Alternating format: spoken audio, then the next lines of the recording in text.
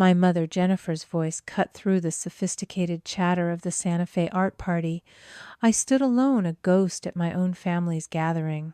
She didn't wait for a response, her eyes already scanning the crowd for my younger sister Chloe. There she is, our little muse, she cooed, gliding away to join the circle of admirers surrounding my sister.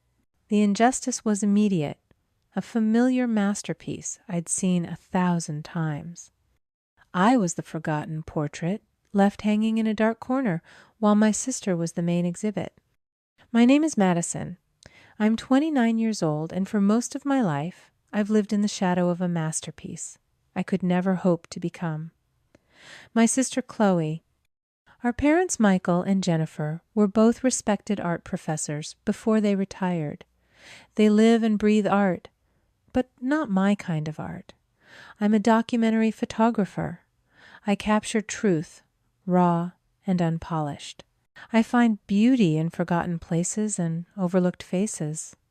My parents find that quaint, unprofitable, not the kind of work you can hang in a prestigious gallery to impress your friends. Chloe, on the other hand, is their magnum opus. She's a painter, an abstract expressionist. Her work is bold, chaotic, and critically acclaimed in the small insular world of Santa Fe's art scene. She was born with a paintbrush in her hand, and our parents' undivided attention, growing up our house, was a gallery dedicated to her. Her finger paintings were framed and praised for their nascent genius. My detailed pencil sketches were relegated to a folder in my father's desk, filed under Madison's hobbies. For her 16th birthday, they sent her to Florence for a month to absorb the Renaissance. For mine, I got a gift card to an art supply store with a note that said, "Keep practicing." I learned early that in our family there was the muse, and there was the technician. Chloe was the muse, a vessel for pure, untamed creativity. I was the technician, the one who understood cameras, and lighting, the one who could be relied upon to take the family photos at Christmas. Useful, but never celebrated. I stopped trying to compete for their attention in college. While Chloe's tuition for a private art school was paid without a second thought, I pieced together scholarships and worked 2 jobs to get my degree in photography from a state university. I didn't share my successes with them. What was the point? The time I won a National Student Photography Award, it was the same week Chloe had a small piece accepted into a local group show. You can guess which event warranted a celebratory dinner. So I built my own life separate from theirs. I took assignments that took me far from Santa Fe, documenting disappearing cultures in South America, capturing the stark beauty of Arctic landscapes. I built a portfolio, a reputation. It wasn't the loud, flashy success of my sister, but it was mine. Which brings me to now. My 29th birthday was a week away, and just like every year before, it was destined to be a non-event.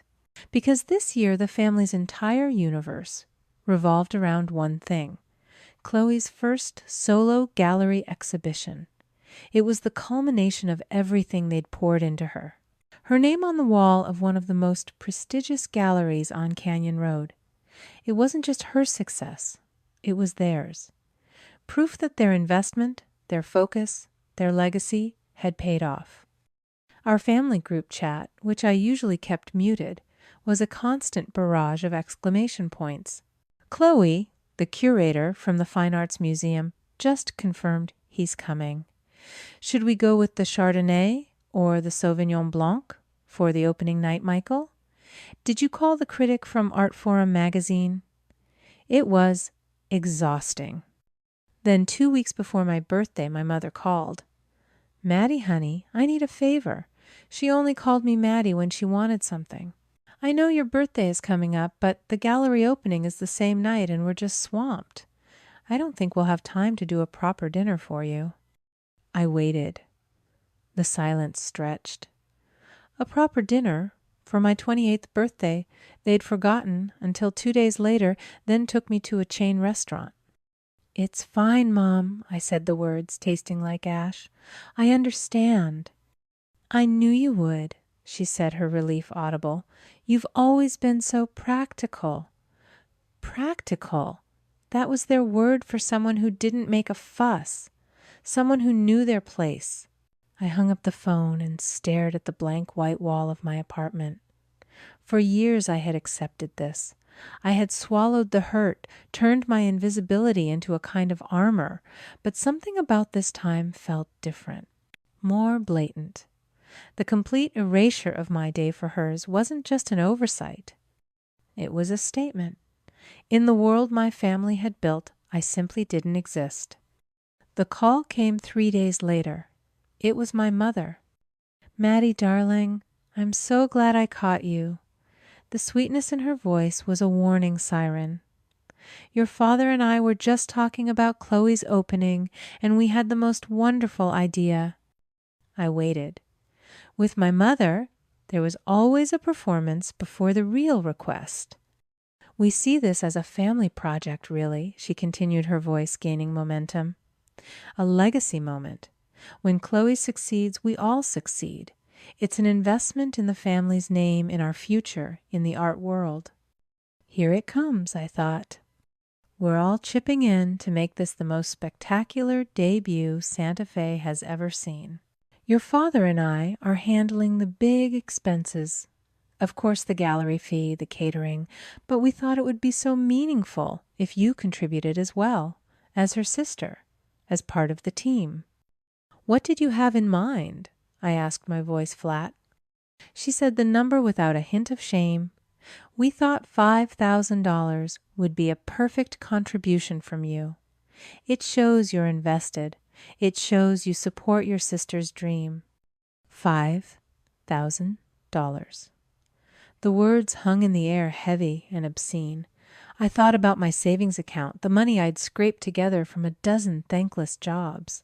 The money I was saving for a new lens, for a down payment on a small house someday, for a future that was entirely my own.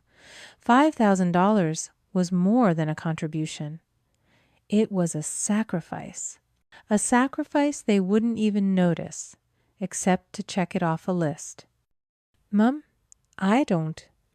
"Oh, I know it's a stretch, darling," she cut me off, her tone shifting from sweet to subtly manipulative. "But think of it as an investment. When Chloe's career takes off, we'll all benefit. Besides, you don't have the expenses she does. All that networking, the materials, the studio space, it adds up. This is just you doing your part." I wanted to scream. I wanted to list every dollar I'd ever earned, every meal I'd ever skipped to save money, every piece of secondhand camera gear I'd ever bought because I couldn't afford new. I wanted to ask her when they had ever invested in me, but I didn't, because I knew the answer. It would be a scene. It would be drama. I would be called ungrateful, selfish, jealous. It's what I always did. I made the problem go away. I swallowed my own needs to keep the peace. "Okay, Mom," I heard myself say. "I'll transfer the money." "Wonderful." The relief in her voice was sickening. "I knew we could count on you. You're such a good daughter." She hung up, and I sat there in the suffocating silence of my apartment, feeling the full weight of what I'd just agreed to. I felt used, exploited. It was a feeling that had become the wallpaper of my life, so familiar I barely noticed it anymore. But today it was peeling back, revealing the rot underneath. It took me years to understand how a family can get to a place like this, how cruelty can be so normalized that it's no longer even recognized as cruelty. It's a slow process, like a poison that drips into the foundations of a home. It starts with small choices, praising one child's drawing and ignoring the others, celebrating one's successes while dismissing the others as hobbies. Over time, these small choices build a narrative. One child is the creative one, the special one. The other becomes the practical one, the responsible one. The family story gets written, and everyone learns their part. The family didn't see it as being cruel to me. They saw it as being supportive of Chloe. In their rewritten history, my contributions weren't sacrifices. They were simply the logical role of the supporting character. They weren't taking from me. They were investing in the family's star player. This is the trap of normalized cruelty.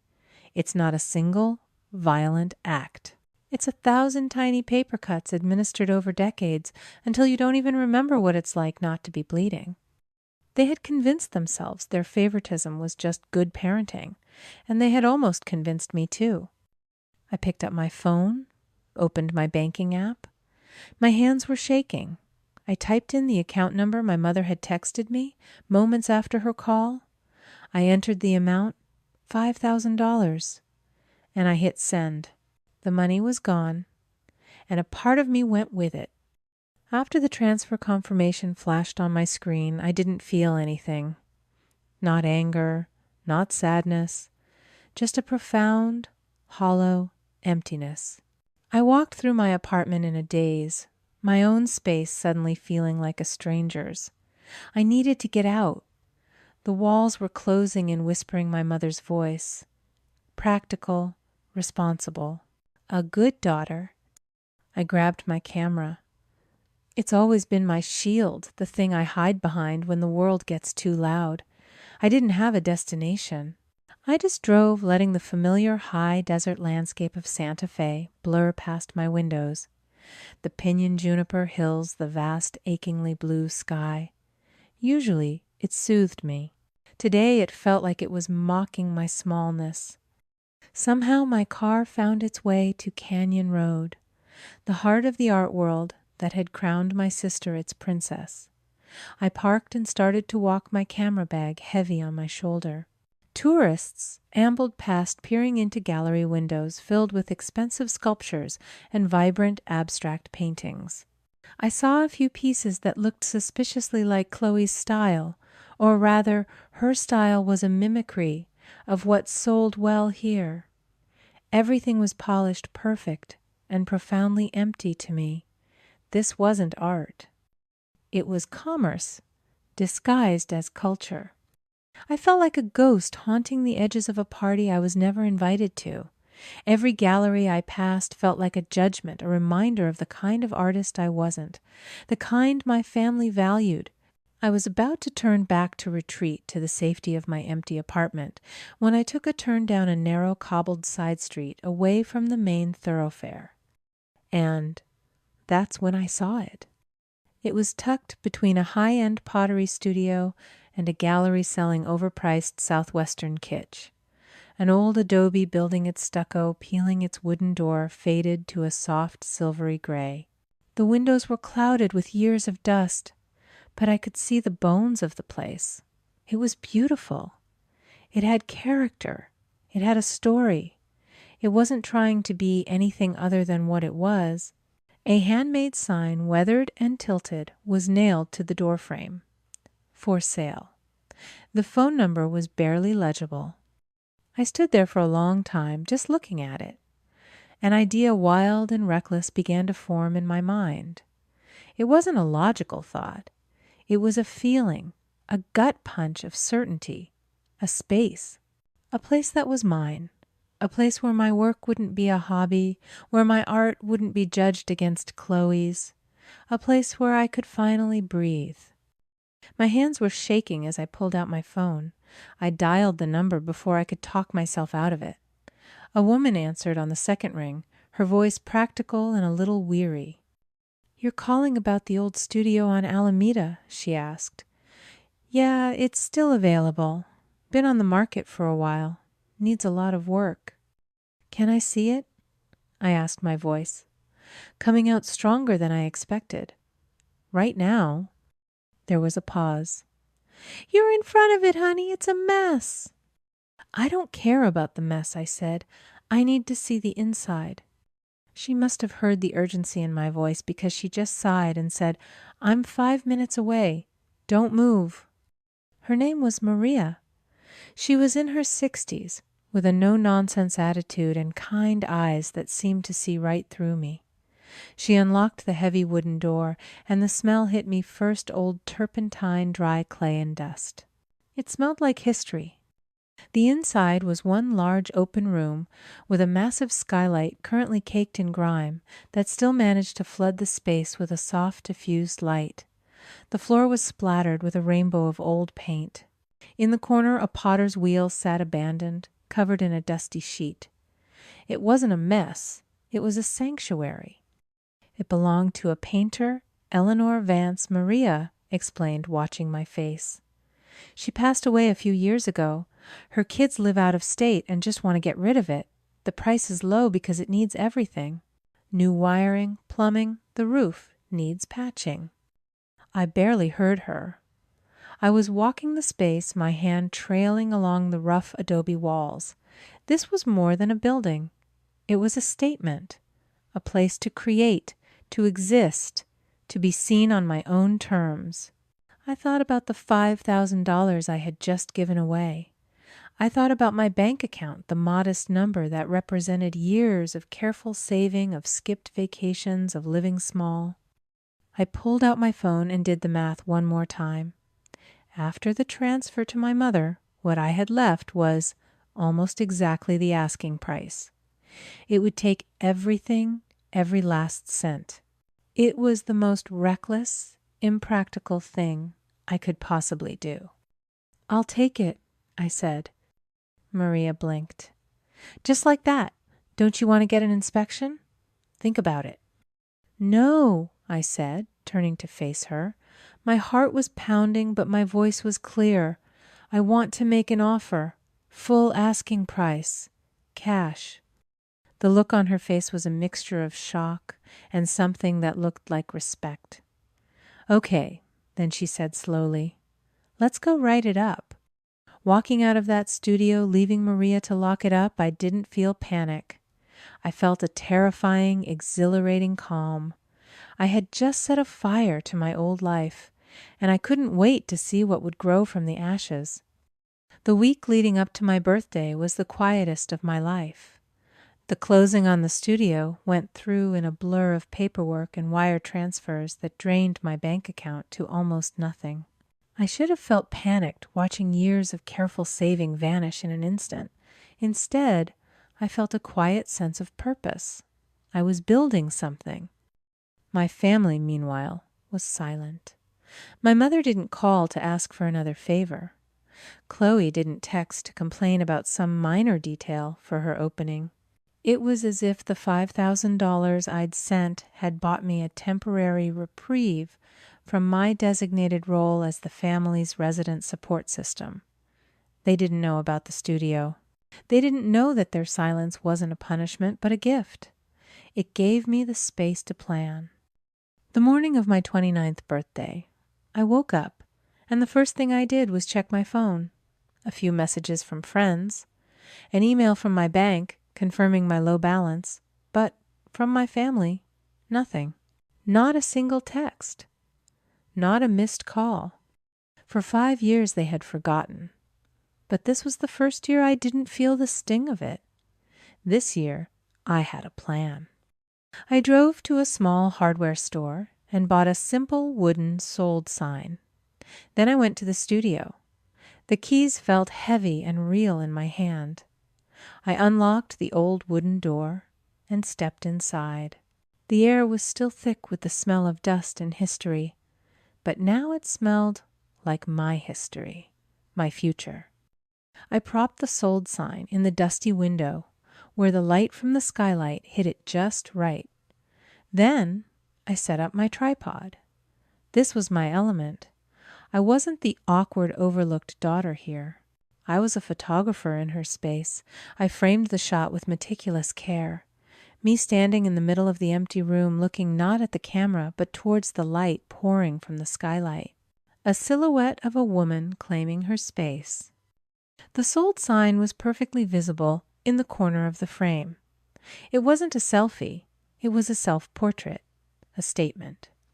I took the shot, then sat on the dusty floor and looked at the image on my camera's small screen. It was perfect. It told the whole story, without a single word. but I had a few words I wanted to add. I uploaded the photo to my professional Instagram account, and then I wrote the caption. I typed and deleted it a dozen times, wanting the words to be as precise as the photograph. Not angry, not bitter, just true. Finally, I settled on it. Investing in my own exhibition. Family not invited. My thumb hovered over the post button. A wave of fear washed over me. This was a line I could never uncross. This was a declaration of war, quiet and elegant as it may be. I thought of my mother's voice, my sister's casual dismissiveness, my father's complete indifference. I thought of the $5,000. And I pressed the button. For a moment, I felt nothing but the frantic pounding of my heart. I wanted to delete it, to take it back, to retreat into the familiar, painful safety of my invisibility. But I didn't. I turned my phone off, set it aside, and lay down on the dusty floor of my studio. I closed my eyes and just breathed. It was done. I stayed there for an hour, maybe 2. When I finally turned my phone back on, it was like a dam had broken. Notifications flooded the screen. But they weren't from my family. Not yet. They were from the Santa Fe art community. Comments from other photographers. Wait, is this the old Eleanor Vance studio? You bought it. A direct message from a curator at a small gallery on Canyon Road. Madison, what's this about? An exhibition? Call me. A text from an old classmate. Dude, this photo is incredible. What are you planning? The post wasn't just causing a family drama. It was causing a professional stir. In a town where everyone knew everything about the art scene, my quiet, sudden move had made a sound. For the first time, people weren't asking me about Chloe. They were asking about me. The quiet technician had just stepped into the spotlight, and I knew my family would be seeing that light very, very soon. The professional art community in Santa Fe is small. Gossip travels faster than a summer monsoon. For 2 days after my birthday post, my phone was a constant buzzing nerve. But the calls weren't from my mother wailing about appearances or Chloe accusing me of stealing her spotlight. They were from people who mattered. There was a message from a well-known landscape painter I'd admired for years. Brave move, kid. The photo is brilliant. A gallery owner I'd once interned for texted, whatever you're planning in that studio, I want to see it first. It was a strange, dizzying validation. The very act my family would see as a childish tantrum was being interpreted by the professional world as a bold artistic statement. Then on Friday afternoon, a number I didn't recognize called. The name on the caller ID was just a single word, Arthur. My breath caught. There was only one Arthur who mattered in Santa Fe. Arthur Vance. The owner of the Vance Gallery, the most prestigious, influential gallery in the city. He was a kingmaker. Getting a show at his gallery was the pinnacle of success, a level Chloe had been desperately trying to reach for years. I almost didn't answer. What could he possibly want with me? But I did. This is Madison. Madison Arthur Vance. I hope I'm not disturbing you. His voice was exactly as I'd imagined, calm, deep, and carrying an unmistakable weight of authority. I saw your photograph, the one of the old Alameda studio. Yes, it's a powerful image. Not just technically proficient, but it tells a story. I've been following your documentary work online for a while now. You have a remarkable eye for narrative. I was speechless. Arthur Vance had been following my work. I'm calling because I have an opening in my gallery's fall schedule, he said, getting straight to the point. A slot just became available. I'd like to offer it to you for a solo exhibition. I sat down on the edge of my bed. The room tilted slightly. A solo show. At the Vance Gallery. It was the kind of dream I'd never even allowed myself to have. It was Chloe's dream. I don't know what to say, I stammered. Say yes, he said, a hint of amusement in his voice. Your work deserves to be seen, Madison, and frankly, your recent acquisition has created quite a buzz. A solo show featuring your documentary work held in your newly reclaimed studio space. It has the makings of a major event. He thought I was going to hold the show in the studio. The idea was brilliant. It was perfect. Yes, I said, my voice finally finding its strength. Yes, absolutely. Good. My assistant will be in touch to discuss the details. There's one more thing, though. A bit of a strange coincidence. What's that? The studio you bought, he said slowly. The old Eleanor Vance studio. You know who she was, of course. The painter who owned it before, I said. The agent mentioned her name. She was more than that, Arthur said, and his voice softened. She was my aunt. And Madison, she was also your grandmother, your mother's mother. The world stopped. My grandmother. The grandmother I barely knew who had died when I was 10, the quiet, sad woman my mother rarely spoke of, the one whose paintings were not displayed in our family home. My grandmother? Yes. Eleanor was a brilliant painter, truly ahead of her time, but she never found commercial success. Your grandfather, a very practical man, saw her art as a failure, a source of embarrassment. When she died, he sold off most of her work for pennies. I sank back onto the bed, the phone pressed hard against my ear. Your parents? Arthur continued, his voice, gentle but firm. They inherited that shame. They knew exactly whose studio that was. I spoke to your father about it years ago, tried to convince him to preserve it to honor her legacy. He refused. He said the family didn't need another failed artist in its history. He was happy to let it crumble. The air left my lungs, the $5,000, the dismissal of my birthday. It all clicked into place with a sickening finality. This wasn't just about favoritism. This wasn't just about them preferring Chloe's art to mine. This was about history repeating itself. I was the second generation of failed artist in my mother's family, another daughter who chose a path that didn't lead to wealth or prestige. My work, my passion, it wasn't just an inconvenience to them. It was a painful reminder of a legacy they had tried to bury.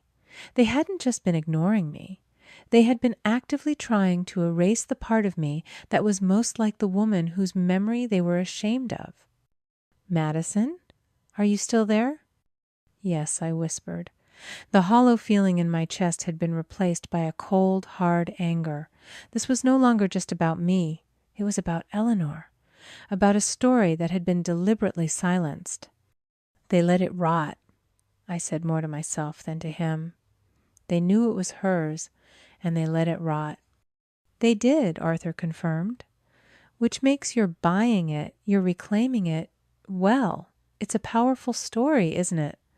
Almost like destiny. Destiny. Or justice. After we hung up, I walked back to my new studio. The sold sign was still in the window. I looked at the peeling stucco, the faded door, the dusty skylight. This wasn't just a building anymore. It was a legacy. It was my grandmother's ghost waiting for someone to finally tell her story. And I realized with a chilling sense of clarity that my little act of rebellion had just become something much, much bigger. My exhibition wouldn't just be about my work anymore. It would be about hers. It would be a resurrection. My parents had tried to bury one artist in the family. They were about to find out they had just unearthed two. The news of my solo show at the Vance Gallery spread through Santa Fe like a wildfire in a dry arroyo. It wasn't just a rumor. Arthur was a man who moved deliberately. Within a day, his gallery's official social media announced their fall schedule, and my name was there printed in elegant minimalist font, Madison, a Resurrection. The lost works of Eleanor Vance and the granddaughter who reclaimed them. The title was Arthur's Idea. It was dramatic, poetic, and told just enough of the story to be utterly irresistible. The phone calls I'd been getting from curators and fellow artists intensified, but now there was a new kind of message filtering through.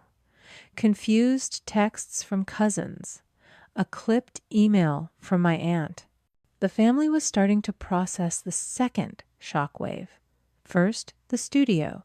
Now this. My mother called on Saturday morning. Her voice was thin, stretched tight with a fury she was trying to mask with civility. Madison. I just received a call from Carol Henderson. Her husband is on the board of the art museum. She was congratulating me. I stayed silent. She was congratulating me on your exhibition at the Vance Gallery, an exhibition I knew nothing about. You know now, I said simply. How could you do this? She hissed, the civility cracking. How could you go to Arthur Vance, a family acquaintance, and arrange this behind our backs? After everything we've done for Chloe, you deliberately try to upstage her, to humiliate her. I didn't go to him, Mom. He came to me. He's been following my work for years. There was a choked sound on the other end of the line.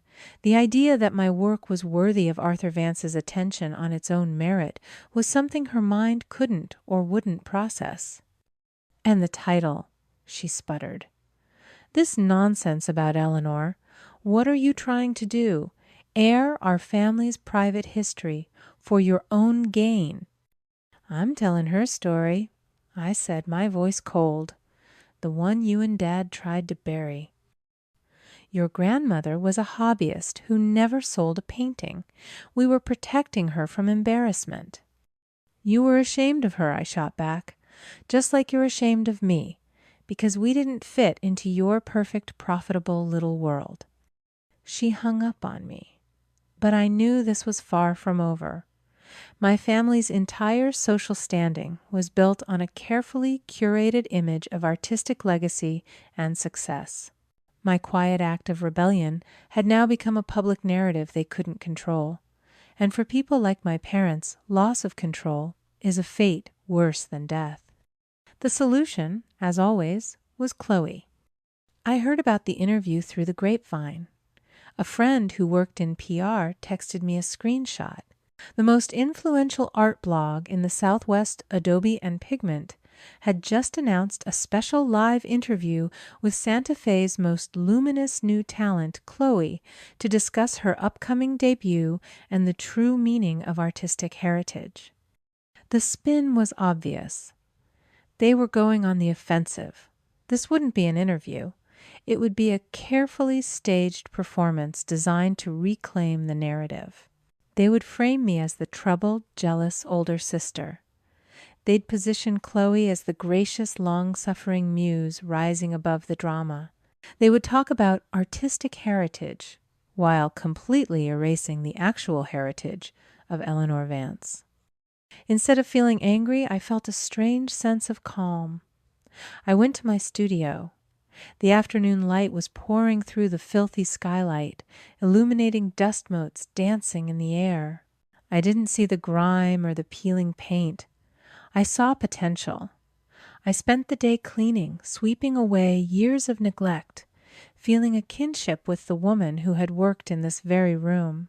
I imagined her here mixing colors, facing her own family's dismissal, but still showing up to the canvas day after day. Her quiet resilience fueled mine. My father was the one to text me the day before the interview. It was a single, uncharacteristic sentence. Madison, please don't make this any harder than it needs to be. I didn't reply. What he meant was, stay quiet. Let us fix this. Let us erase you one more time for the sake of the family's image. But I wasn't the one making things hard. I was just existing. And for the first time in my life, my existence had consequences for them. The day of the interview, I didn't watch it live. I couldn't. Instead, I met with Arthur at his gallery. We walked through the clean white space where my photos would hang in just a few months. We talked about lighting, about framing, about the flow of the exhibition. We talked about Eleanor. He showed me a small, faded photograph of her, a woman with my eyes, and a sad, knowing smile. She would have been so proud of you, he said quietly. At 4 o'clock, my phone buzzed with a notification from Adobe and Pigment. The interview with Chloe was live. I was standing in the very room my exhibition would be held, discussing the legacy of the grandmother my family had tried to forget. And a few miles away, my sister was sitting in front of a camera, about to tell a story. I didn't know what lies. She would spin what carefully crafted version of events she would present. But as I stood there, surrounded by the quiet hum of the gallery and the weight of my grandmother's legacy, I had a sudden, certain feeling. Whatever she was about to say, it would be a mistake. She was walking into a trap she had set for herself, and I didn't have to do a single thing but wait for it to spring. I spent the day of the interview in the studio, breathing in the dust of my grandmother's legacy. Arthur had given me a key to a small, forgotten storage closet at the back of the Vance Gallery, a space filled with items from Eleanor's life that his father hadn't had the heart to throw away. I found a box of her old sketchbooks.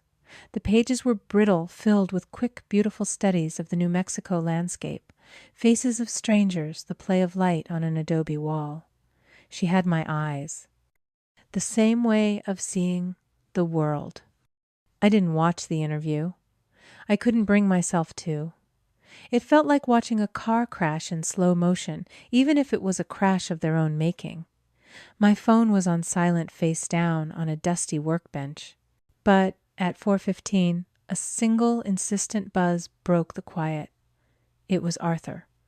I let it go to voicemail, but he texted immediately after. It has begun. My heart started a slow, heavy drumbeat against my ribs.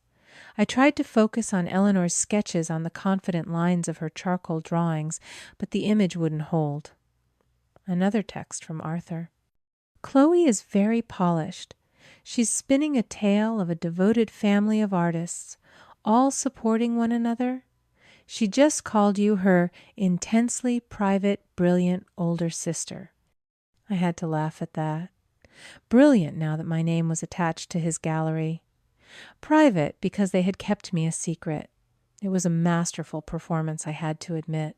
She was laying the groundwork, painting a picture of a loving family unit that was now being disturbed by my sudden, inexplicable behavior. I put the phone down and walked to the window looking out at the quiet side street. For a moment, a sliver of doubt crept in. What if it worked? What if everyone believed her? What if I was the one who ended up looking like the villain, the jealous, bitter artist who couldn't stand her sister's success? Another buzz. Arthur again. The interviewer is pivoting. He's asking about the buzz around your recent studio purchase. He's asking about your exhibition. I held my breath. Here it was. The moment the two narratives would collide. Chloe is handling it gracefully. We're all so thrilled for Madison, she's saying. She's finally found a project she's passionate about. We've always encouraged her to be bold. The lie was so audacious, so breathtakingly false, that it almost took my breath away, encouraged me. They had encouraged me to be practical, to be quiet, to be invisible. Then came the text that made the world stop. He just asked about the $5,000. My hands went cold. This was it. The question that couldn't be spun. It was a number, a fact, a transaction. How would she explain it? How could she possibly justify a family investing in their legacy by taking money from the daughter they claimed to support? I stared at my phone, waiting. The silence stretched for what felt like an eternity. A minute, then 2. My own narrative was forming in my head. She was stumbling, caught off guard, trying to formulate a lie. And then the final message from Arthur arrived. It was just 2 sentences. My God, she actually said it. Sacrifice is necessary in art. More talented people deserve priority to maintain the family's legacy. I read the words once, then twice. I didn't feel anger. I didn't feel triumph. I felt a profound, chilling sense of validation. It was the entire philosophy of my family, the unspoken creed I had lived under for 29 years, now spoken aloud on camera for the entire world to hear. It wasn't a gaffe. It wasn't a mistake. It was the truth. Their truth. More talented people deserve priority. My phone began to vibrate uncontrollably, a ceaseless, frantic buzzing. Notifications were flooding in. It wasn't Arthur anymore. It was everyone. A text from my PR friend, "Screenshots are everywhere." The comments are a war zone. Another from a fellow photographer, "Did Chloe really just say that? Is that quote real?" I finally opened Instagram. The art blog's page was in flames. Under the clip of the interview, which someone had already posted, the comments were a torrent of disbelief and outrage. The sheer arrogance. So she admits her family takes money from one daughter to fund the more talented one. Wow. Maintain the family's legacy by exploiting your own sister. Classy. Someone had already turned the quote into a meme. Chloe's smiling, condescending face with the words, "More talented people deserve priority," printed in bold underneath. It was being shared, reposted, commented on, dissected. My sister, in one perfectly delivered sentence, had done more to expose the truth of our family than I ever could have. She hadn't just made a mistake, she had offered a confession. She had stood on the pedestal my parents had built for her, looked down at the world and told everyone exactly who she was. She thought she was defending her family's honor. Instead, she had set their reputation on fire. I looked down at the sketchbook in my lap, at the faded drawing of a windswept mesa my grandmother had drawn decades ago. Another artist who had been deemed less of a priority. The war wasn't over because I had won. It was over because they had so spectacularly, so publicly lost, and I hadn't had to say a single word. The internet is a cruel and efficient judge. There are no deliberations, no lengthy trials, just a verdict delivered in a million tiny cuts, memes, comments, and shared clips. For 24 hours, I watched from the quiet of my new studio as my sister's words were turned into a digital guillotine. The clip of her saying, "More talented people deserve priority," was everywhere. It was detached from the context of the full interview, becoming a standalone testament to arrogance. The art world, which prides itself on a facade of inclusivity and struggle, turned on her with a ferocity that was breathtaking. The first real consequence came on Monday morning. I heard it from Arthur. His text was simple. "Chloe's show at the Peterson Gallery has been indefinitely postponed. The owner said they're rethinking their fall lineup." Indefinitely postponed. We both knew what that meant. Canceled. The gallery couldn't afford to be associated with the kind of elitism Chloe had so casually confessed to. Her big debut, the event my own birthday had been sacrificed for, had evaporated into thin air. Part of me should have felt triumphant. Part of me wanted to. But mostly I just felt a strange, quiet stillness. It was like watching a building collapse that you knew had a faulty foundation. You weren't happy to see it fall, but you weren't surprised either. The professional judgment was swift, but the social judgment was far more brutal. My parents had built their entire identity around being patrons of the Santa Fe art scene, Their social life revolved around gallery openings, artist dinners, and fundraisers. They were always at the center of the room, holding court. Their opinions sought after their presence a stamp of approval. Until now. I heard about the Tuesday night opening at the Monroe Gallery from a friend. She texted me from the event. "Your parents just walked in. It's awkward." I could picture it perfectly. Michael and Jennifer dressed in their usual expensive artistic black. Walking into a room full of people they considered their peers. Expecting the usual warm greetings, the air kisses, the deference, but instead, a chill. My friend's texts painted the scene in excruciating detail. People are literally turning their backs when they approach.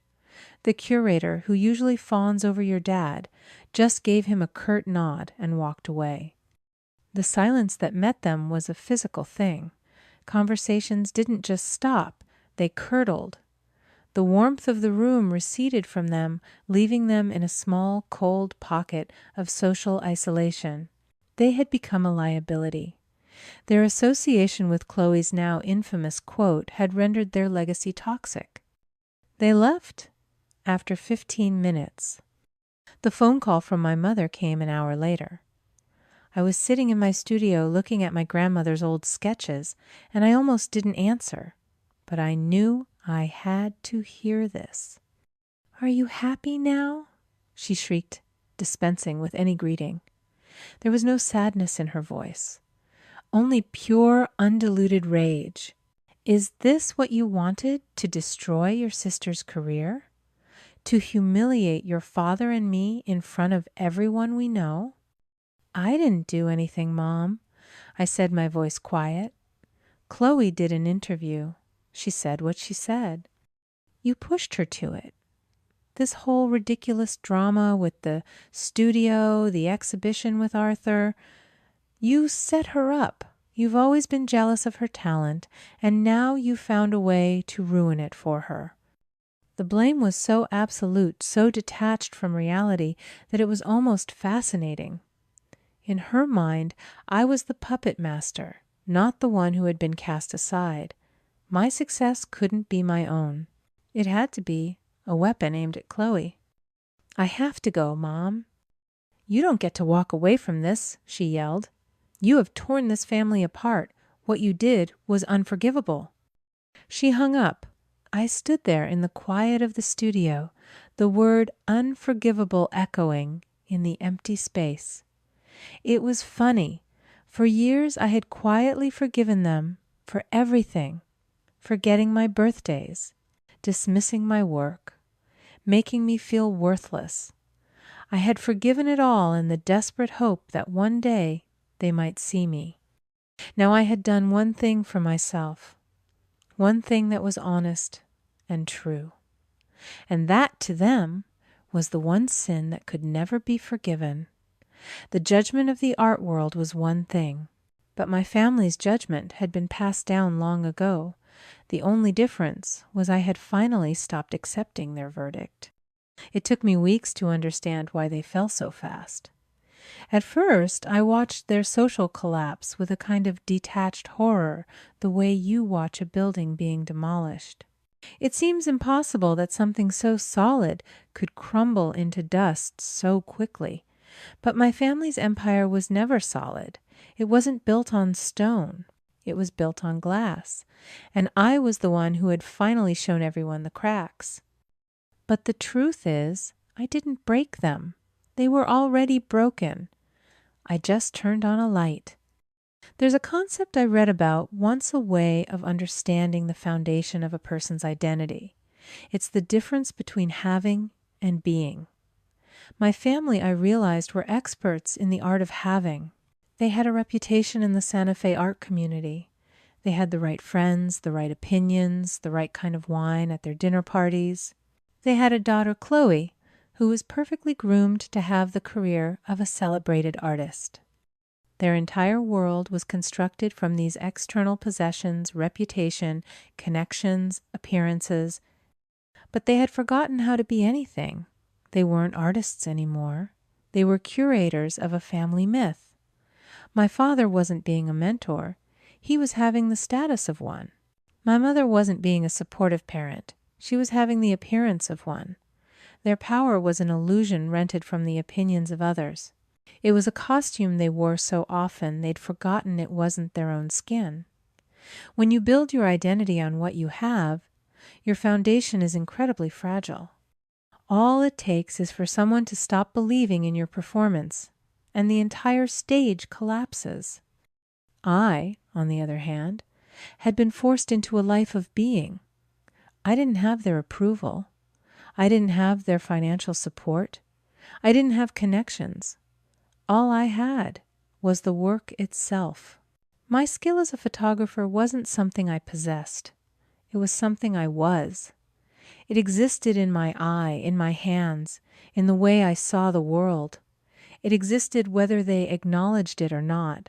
My grandmother, Eleanor, I realized was the same. She was a painter, a brilliant one, even when she didn't have a single gallery show or a single sale. Her value was internal, unshakable.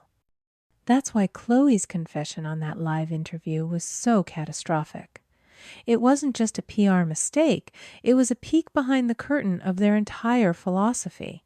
When she said, "More talented people deserve priority to maintain the family's legacy," she wasn't just being arrogant. She was admitting out loud that their whole system was a performance. She was admitting their legacy wasn't about fostering true talent. It was about propping up the chosen one, the one who looked the part at the expense of anyone else. She told the world that their family wasn't about being artists, it was about having a star. And the art world, for all its hypocrisy, still worships the myth of authenticity, the myth of the struggling artist who is a genius in a dusty studio. Chloe's words shattered that illusion. She revealed that their success wasn't earned. It was manufactured. It was funded by the sacrifices of the less talented. Their fall from grace wasn't my revenge. It was a reckoning. It was the inevitable collapse of a structure with nothing at its core. They hadn't built their lives on character or talent or love. They had built it on the borrowed admiration of others. And when that admiration was withdrawn, there was nothing left to hold them up. There was no substance. There was nothing inside. 6 months later, the doors of the Vance Gallery opened for my exhibition. The night was cool and clear, the kind of evening in Santa Fe where the stars feel close enough to touch. I had spent the day in a blur of last-minute preparations, my hands shaking as I helped Arthur hang the final photograph. But now, standing in the crowded, humming gallery, I felt a sense of calm I had never known. The show was called A Resurrection. My stark, honest documentary, photos, images of forgotten towns, and resilient faces hung on the main walls. But in the center of the gallery, on a wall of its own, hung 3 of my grandmother's paintings. Arthur had found them in that dusty closet, and we'd had them professionally restored. They were beautiful, abstract landscapes, full of a quiet, aching loneliness that I recognized in my own soul. Her story hung beside them, a simple, elegant plaque telling the world who Eleanor Vance was. The room was packed, not with the stiff, judgmental crowd from my parents' parties, but with artists, collectors, students, and strangers who had followed the story online. They weren't here for social climbing. They were here for the art, for the story. Arthur stepped onto a small platform, and the room fell quiet. He didn't give a long speech. He simply said, "Art is not about reputation. It's about truth." Tonight we are here to celebrate 2 artists who, in their own time and in their own way, chose to tell the truth. It is my profound honor to present Madison. As I took his place, I looked out at the sea of faces. I saw my PR friend smiling a few old classmates, even Maria, the real estate agent who sold me the studio. They were all here, my new community. Thank you all for coming. I began my voice steadier than I expected. For a long time, I believed that to be a successful artist, you needed approval. You needed permission. You needed someone in a position of power to tell you that your work, that you were worthy of being seen. I paused my eyes, drifting to my grandmother's paintings. This exhibition is about what happens when you stop waiting for that permission and decide to grant it to yourself. But it's not just my story. It's also hers. I gestured to the wall. This is the work of Eleanor Vance, my grandmother, an artist of incredible talent whose legacy was almost erased because her work wasn't seen as successful or important by her own family. A quiet murmur went through the crowd. Buying her old studio was an accident, or maybe it was fate. But discovering her work, her story, it gave me a new purpose. It made me realize how many other Eleanors are out there. How many other women are creating brilliant, important work in studios and at kitchen tables, being told their art is just a hobby, that they aren't the talented one, that they should be more practical. I took a breath. I don't want their legacies to be forgotten. I don't want their voices to be silenced. That's why tonight I'm announcing the creation of the Forgotten Legacy Fund. A portion of all sales from this exhibition and from my future work will go directly to providing grants and exhibition opportunities for female artists in New Mexico who lack family or financial support. The fund is named in honor of the artist they tried to bury, but who tonight is resurrected. It's for Eleanor. The applause started slowly, then grew into a thunderous wave that washed over me. I saw people crying. I saw artists hugging each other. In that moment, the pain of the last year of my entire life transformed into something else. It wasn't revenge. It was fuel. It was purpose. The rest of the evening was a dream. People didn't just look at the art. They talked about it. They shared their own stories of feeling overlooked. They bought paintings, both mine and Eleanor's. By the end of the night, we had sold enough to launch the fund with a substantial endowment. As the crowd thinned, I stood in the middle of the gallery just looking. Arthur came and stood beside me, a glass of champagne in his hand. "She would have loved this," he said quietly. I looked around the room at the last few people lingering. My friends, the artists who had come to support me, the strangers who now felt like kin. My family wasn't there. They hadn't been invited. But for the first time in my life, I didn't feel their absence. Because for the first time, my life felt completely full. This was my family now, the one I had built, the one I had chosen. And in this room, surrounded by truth and legacy, I was finally completely home. The exhibition was a year ago. My life today is unrecognizable from the one I used to live. The studio, once a dusty tomb of forgotten memories, is now a vibrant hub of creation. The light from the skylight, now clean and clear, illuminates the work of the first two artists supported by the Forgotten Legacy Fund. One is a young sculptor, another a weaver. Both are brilliant. Both had been told their art was just a hobby. My parents moved away from Santa Fe a few months after the show. They sold the big house and bought a small condo in Arizona. Their social circle, the one they had curated so carefully, had evaporated after the truth of their legacy came out. My father, I heard, has taken up gardening. My mother plays bridge. They live a quiet life stripped of the reputation they valued more than their own daughter. Chloe left too. She took a marketing job in a different state somewhere. No one knew her name. We don't speak. Maybe someday we will, but I'm not waiting. I found my family here. In Arthur, who became the father I never had, a mentor and a friend. In the artists who fill my studio with laughter and creativity. In the community that saw my worth when I was just starting to see it in myself. My story is about art galleries and family secrets in a small desert town. But I know from the thousands of messages I've received since that night that it isn't really about that at all. It's about a feeling, the quiet, persistent ache of being on the outside of your own life looking in. And so this is for you. This is a letter for everyone who has ever felt like they were on the Ryle.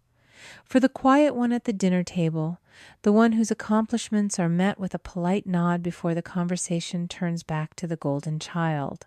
For the one who learned to make yourself small, to take up less space, to silence your own needs so you wouldn't be a burden. You spend years believing the story they wrote for you, that you are the practical one, the less talented one, the difficult one. You become an expert in the art of forgiveness, pardoning slights they don't even remember, committing all in the desperate hope that this time, this achievement, this quiet act of compliance will finally make them see you. But their recognition is a cage you don't even realize you're in until you finally find the courage to stop rattling the bars. I want you to hear this. Your worth is not a currency they get to mint. It is not something that is granted to you when you finally meet their impossible standards. It exists in you right now, inherent and undeniable. Your successes are not less valuable because they were not celebrated.